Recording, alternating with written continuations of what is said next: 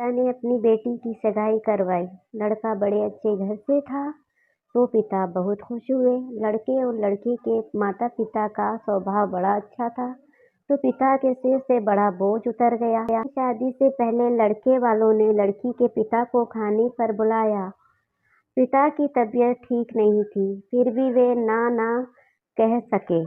लड़के वालों ने बड़े ही आदर संस्कार से उनका स्वागत किया। लड़की के पिता के लिए चाय आई। शुगर की वजह से लड़की के पिता को चीनी वाली चाय से दूर रहने को कहा गया था, लेकिन लड़की के होने वाली ससुराल घर में थे तो चुप रहकर चाय हाथ में ले लिए। चाय की पहली चुस्की लेते ही वे चौंक से गए। चाय में चीनी बिल्कुल ही नहीं थी और इलायची भी डली हुई थी। वे सोच में पड़ गए कि यार, लोग भी हमारी जैसे ही चाय पीते हैं। दोपहर में खाना खाया, वह भी बिल्कुल उनके घर जैसा था।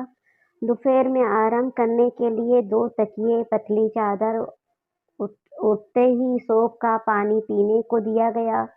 वहां से विदा लेते समय उनसे कहा रहा ना गया तो पूछ बैठे, मुझे क्या खाना है, क्या पीना है, मेरी सेहत के लिए क्या अच्छा है या परफेक्ट, आपको कैसे पता चला?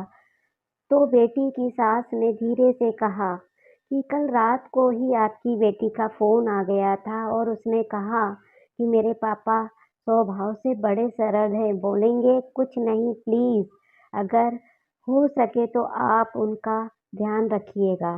की आंख वही पानी भर आया। लड़की के पिता जब अपने घर पहुंचे तो घर के हॉल में लगी अपनी स्वर्गवासी माँ के फोटो से हार निकाल दिया। जब पति ने पूछा कि ये क्या कर रहे हो, तो लड़की के पिता बोले, मेरा ध्यान रखने वाली मेरी माँ इस घर में कहीं नहीं गई, बल्कि वह तो मेरी बेटी के रूप में इस घर में ही रहती है। और फिर पिता की आंखों से आंसू झलक गए और वे हलक कर रो पड़े। दुनिया में सब कहते हैं ना कि बेटी है एक दिन इस घर को छोड़कर चली जाएगी, मगर ये